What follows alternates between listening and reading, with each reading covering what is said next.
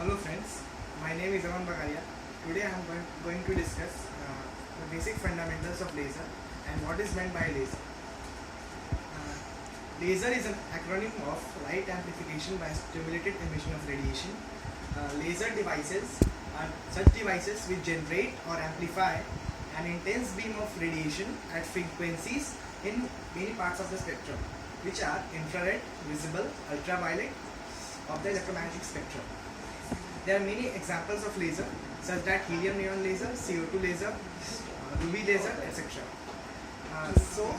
There are some properties of laser which are very unique. They are unique because they differ from normal thermal radiations, that is ordinary light, in several aspects. They are monochromaticity, they bear a high monochromaticity, degree of coherence, they usually have a high degree of coherence, directionality, they have a low directionality, and the fourth one is intensity. They have a high intensity. Now we'll move on to the properties of lasers individually. The first one is monochromaticity by laser. Monochromaticity by laser. So what is meant by monochromaticity?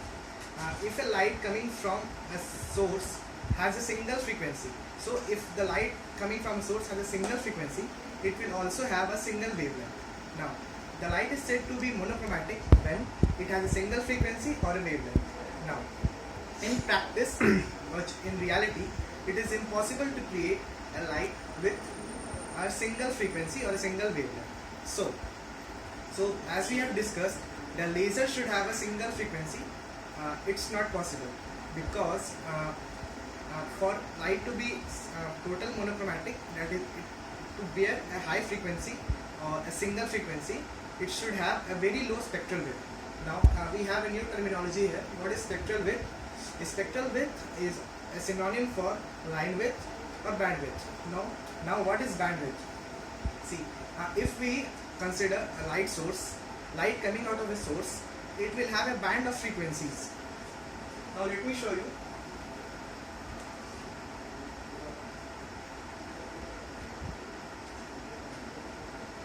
See, light coming from a source consists of band of frequencies closely spaced around a single frequency mu naught. This is mu naught. And see, light frequencies, this is the bandwidth of the light source. So that this 1024 to 1104 is the bandwidth or spectral width for a normal ordinary light source. But this 1054 to 1074 is the bandwidth for a laser source. Now, if we consider delta mu naught dash be the spectral width of a laser source and delta mu naught be the spectral width of an ordinary light, then we have the relation as delta mu naught dash should be very less than delta mu naught, because the spectral width of light source is very less in comparison to the normal ordinary light. Now we have, this is called spectral purity of a laser. So the laser have a very high spectral purity. Moving on to the coherency exhibited by a laser, a light wave or any light source is said to be coherent if it is in phase with the light waves is said to be coherent if the waves are in phase with each other. That is, they should maintain trough to trough and crest to crest correspondence. The light wave from a conventional source is a jumble of short waves which combine with each other in a random manner, while the light coming from a laser, it is resultant of large number of identical photons which are in phase and exhibit a high degree of coherence. Now, let me explain this. The light coming from a conventional source is a jumble of short waves, so which combine in random manner. So they don't have a high coherency because when we move on to lasers, there are large number of identical photons which are in same phase, and so the total phase of the light wave will be high. So they have a high degree of coherence. Now, for the light waves to be coherent, there are two necessary conditions that they must satisfy. First one is that they must originate with same phase and they must have same wavelength. Moving on to third property of lasers, it is that it is known to be directionality. Light emitted from a laser diverges very little. So if we consider a laser source, the line over line light is very narrow. So And moving on to conventional light source, it emits light in all directions, so the directionality is very low. And moving on to fourth property, intensity of light, it is correlated to the directionality of a laser, because if the directionality of a laser is very low, so it will emit light in single direction with low divergence. So it will have a low divergence, thus it will have a very high intensity to focus at the required point. But if we move on to light source, the divergence very high, and so we get very low divergence, and hence it does not have a high intensity, and low intensity is observed. Moving on to fundamental processes exhibited by lasers. The first one is the basic one. The first one is the absorption process.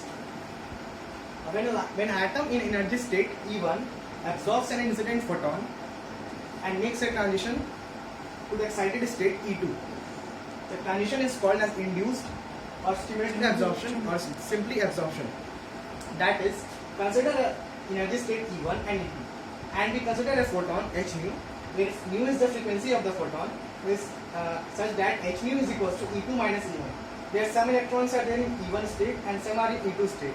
So if any of the electron will absorb a photon from here, then it will make a transition to E2, and this is called as absorption, simply absorption, stimulated absorption, or induced absorption.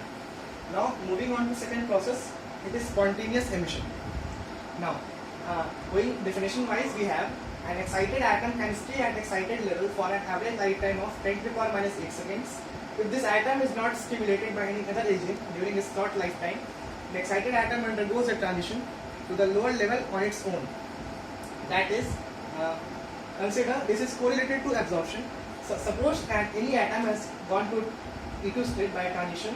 Now it will stay there for 10 to the power minus 8 seconds. That is 10 nanoseconds only. Now, if it is not induced by any other external agent, then it will move on to E1 by releasing a photon that is equals to the E2 minus E1. The energy of photon will be E2 minus E1, and frequency of the photon is equals to delta E by H.